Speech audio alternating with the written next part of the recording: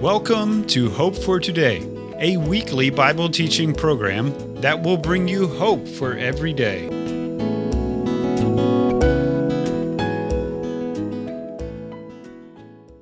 It's good to be here with you again today. Thank you for being there. Heralds of Hope is honored to study and share God's Word with you.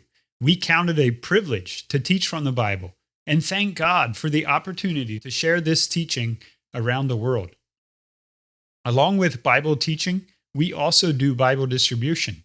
And I share this example from one of our partners in Uganda. We had purchased native language Bibles for him, and he was distributing them in his area. One of the pastors was overjoyed to have a new Bible because the Bible he was currently using started with Numbers 16 and ended at 1 Corinthians 11. The front and back of his Bible were missing. Again, we were thankful to God to be able to help this man with his word. As you think of us, pray for Heralds of Hope and ask God to guide us as we share his word. Today we are looking at the last few verses in John 19. Before we go there, imagine with me, put yourself in the shoes of the disciples. You just spent the last 3 years with Jesus. You saw him calm the storm. You were there when he healed the sick. You even saw him call Lazarus out of the grave. You are convinced this is the Messiah. This is the one God promised. Generations have been waiting for him. You are convinced that he can do anything. This is the Messiah who will conquer and rule the world. Unfortunately, all your hopes and dreams have been killed, just like Jesus. He is lying in a tomb, and your vision for the future is there with him. It's over. How could you have been so wrong? How can God be so far away and so silent? Why is God not listening? Does he even care? You remember one of Jesus' last questions. My God, why have you forsaken me? And you feel the same way. It's dark, it's difficult, and it's depressing. You question everything. Why am I here? What is true? Who is God? This was a very hard time for the disciples. And I'm guessing you also have been in a season where God has been silent and felt far away. This is a desert, and the desert is God's place of preparation. It is not easy or fun, but we can see how God has shaped many people through hard times. James and Peter call this the trying of your faith. Many have experienced a season of this, and if you are there, take courage. You are in good company. For example, look at Moses. He spent 40 years in the wilderness before God called him to lead the children of Israel. That is a very long time. Remember Joseph. His journey had many ups and downs. Just when things seemed to be going well with Potiphar, he was soon back in prison. I am sure Joseph wondered, where is God? I was doing what God told me to do. Think about David and how he was anointed king as a young man. Then he spent many years running for his life as King Saul tried to kill him. Psalms shows us he wrestled with many of these big questions. Even Jesus spent 40 days in the desert. It was after the desert when he began his public ministry. These are just a few of God using very difficult circumstances to mold and shape his servants. There are others in the Bible, and I'm sure you know some of these stories personally. If you are in this place where life doesn't make sense, I offer these 2 thoughts of encouragement for you. 1, you can do it. Hold on. Continue trusting God. Every promise he has made is true. The only basis I have for saying this is the second point. If I could go back to the disciples in today's lesson, I would have told them this. The resurrection is coming. Jesus is dead, but he won't stay dead. I offer the same encouragement to everyone who finds themselves in a desert. Jesus is alive. Because he is alive, we have hope in every situation. We know someday soon he will conquer and rule the world, just like the disciples were expecting him to do way back then. That's when it will make sense. Save your big questions for then. Jesus himself will be able to answer them. Take courage. Jesus cares and sees, and his word says, "In due season we shall reap if we faint not." Don't give up. Now, let's give our attention to Pastor J. Mark for today's lesson titled, "Where Did They Lay Him?" Some who read the records of the crucifixion of Jesus claim that he never died. Now that is hardly possible if we're honest with the record. To say that Jesus never died ignores historical fact. And then there are others who claim that he wasn't crucified. But again, the record in the Bible leaves us no doubt. When we take the words in their true sense, we are led to the conclusion that yes, he was crucified, and yes, he died. And the record tells us he died sooner than the thieves who were crucified with him, and his death was validated by the Roman soldiers. Because it was a religious holiday, it was necessary to bury the bodies quickly. There were two men who loved Jesus. They were unknown to his disciples, and those two men came upon the scene to fill that need. It's recorded for us in John chapter 19 and verses 38 to 42. So I invite you to listen as I read those verses. John 19, 38 to 42. And after this, that is, after Jesus had died, Joseph of Arimathea, being a disciple of Jesus, but secretly for fear of the Jews, besought Pilate that he might take away the body of Jesus.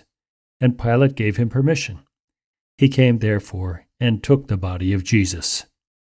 And there came also Nicodemus, which at the first came to Jesus by night, and brought a mixture of myrrh and aloes, about 100 pound weight. Then they took the body of Jesus and wound it in linen clothes with the spices, as the manner of the Jews is to bury. Now in the place where he was crucified there was a garden, and in the garden a new sepulchre, wherein no man had ever been laid. There they laid Jesus, because of the Jews' preparation day, for the sepulchre was near at hand. As we watch the actions of these two men, certain details establish the fact of the burial of Jesus, and they answer the question, where did they lay him? The first detail relating to the burial of Jesus' body is the permission. Joseph of Arimathea was the spokesman. He went secretly to Pilate because he feared the Jews, and he asked Pilate for permission to have the body. He obtained permission, and so they took the body of Jesus down from the cross. Apparently, Jesus' disciples and others who loved him were too frightened to ask permission. Mark's Gospel reports that Pilate was not sure that Jesus was already dead, so he asked the centurion who was in command of the Roman soldiers at the crucifixion. And the captain of the soldiers verified that yes, Jesus was truly dead. Joseph was a bold man, even though he went secretly to get this permission. You see, the Jewish feast of the Passover was near. He must act quickly to take care of the body of Jesus. He risked his reputation, indeed, but he was willing to do it. And so there was this detail of permission. And then there's another detail relating to the burial of Jesus. It is the preparation. Here another man comes on the scene. His name is Nicodemus. He and Joseph worked together. And you may recall in John chapter 3 that Nicodemus was the one who came to visit Jesus by night. Jesus called him then a master or a teacher in Israel. And one other time after that initial meeting, Nicodemus stood in defense of Jesus when the Sanhedrin would have condemned him before they even gave him a chance to testify. Nicodemus must have been a believer. He came to help Joseph take care of the body of Jesus, and he was prepared. He came with a mixture of spices, myrrh and aloes. The text says about 100 pound weight or 50 kilograms. So they took the body of Jesus down from the cross, and they wound it in linen clothes with the spices, as was the practice of the Jews at that time when they buried someone. It seems to me that Nicodemus was a man of forethought. He came prepared with the spices and with the linen, because they knew they must take care of this quickly. They didn't have much time. So these dedicated men with loving hands did what they could to the body of Jesus. This is a beautiful detail, the preparation that they made. And that leads us to the final detail that relates to the burial of Jesus. It is the place. I read, "Now in the place where he was crucified there was a garden. It was near the hill of crucifixion. And there was a new tomb there, a tomb that had never been used." I have seen pictures from Calvary outside of Jerusalem's old city wall. The garden and the tomb are visible there. And it was there that they laid the body of Jesus. They acted quickly because it was the Jewish day of preparation for the feast of the Passover, a very significant feast in Jewish life.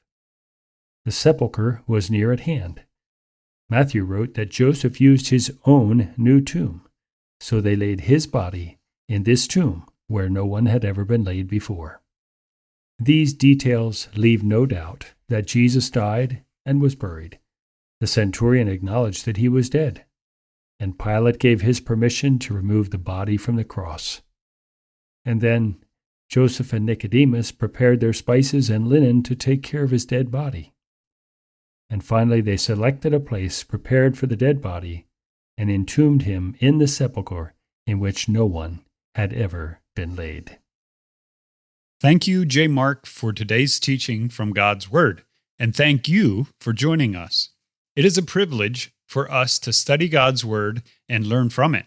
Now, take what you heard and put it into practice. The teaching and instruction in the Bible is for us, and it is meant to be lived. And we want to bless you as you follow Jesus and share Him with those around you. If you have any questions, or if you would like today's teaching, just contact us and ask for it by title or tell us the passage. We also have a study guide available designed to help you learn more from each lesson. It is called the Hope Herald. Please let us know if you're interested, and we'd be happy to give you one. Here are several ways you can reach us. The quickest and easiest way is through email. Our email address is mail@heraldsofhope.org. If you don't have email, you could send us a letter. Send it to Hope for Today, Box 3, Breezewood, Pennsylvania, 15533. And the third way you could contact us is through our website. Our website is heraldsofhope.org. Please check out our website for this teaching and other similar teaching. There, you will also find other resources available from Heralds of Hope. Again, the website is heraldsofhope.org.